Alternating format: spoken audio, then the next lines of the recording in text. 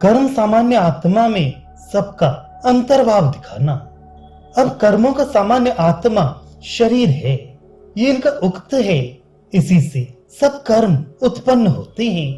ये इनका साम है क्योंकि ये समस्त कर्मों से सम है।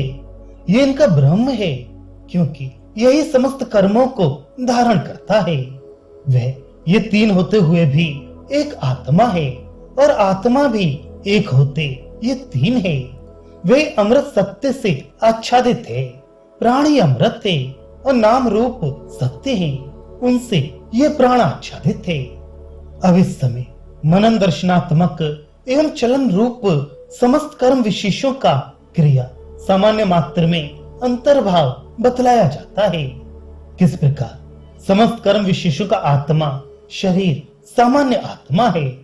आत्मा का कार्य होने से यहाँ कर्म को आत्मा कहा है। ऊपर ये कहा जा चुका है कि आत्मा यानी शरीर से जीव कर्म करता है। शरीर में ही समस्त कर्मों की अभिव्यक्ति होती है। अतः आत्मस्थ होने के कारण कर्म को उसी शब्द से कहा जाता है। वह कर्म सामान्य मात्र आत्मा समस्त कर्मों का उक्त है इत्यादि सब पूर्ववत समझना चाहिए। वे उपर्युक्त नाम रूप और कर्म तीनों एक दूसरे के आश्रित, एक दूसरे की अभिव्यक्ति के कारण, एक दूसरे में लीन होने वाले और परस्पर मिले हुए तीन दंडों के समूह के समान एक है। उनकी किस रूप से एकता है सो बतलाई जाती है।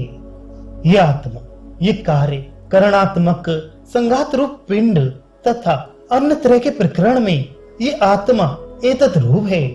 इस श्रुति से जिसकी व्याख्या की गई है वह बस ये जो नाम रूप और कर्म है, इतना ही ये सारा व्याकृत और अव्याकृत जगत है। और आत्मा भी एक ये कार्य कारण संघात मात्र होते हुए यही एक अध्यात्म अधिभूत और अधिदैव भाव से स्थित नाम रूप कर्म ये त्रय है। उसी का आगे वर्णन किया जाता है। अब श्रुति अमृतम सत्येन क्षणम इस वाक्य का अर्थ करती है प्राणो व अमृतम, जो इंद्रिय रूप शरीर का आंतर आधारभूत और आत्म स्वरूप है। वह प्राणी अमृत अविनाशी है तथा शरीरावस्थित कार्यात्मक नाम रूप सत्य हैं। उनका आधारभूत क्रियात्मक प्राण वृद्धिक्षयशील बाह्य शरीर स्वरूप मरण धर्मा नाम और रूपों से आच्छादित अप्रकाशित किया हुआ है। ये अविद्या का विषयभूत संसार का स्वरूप दिखलाया गया है।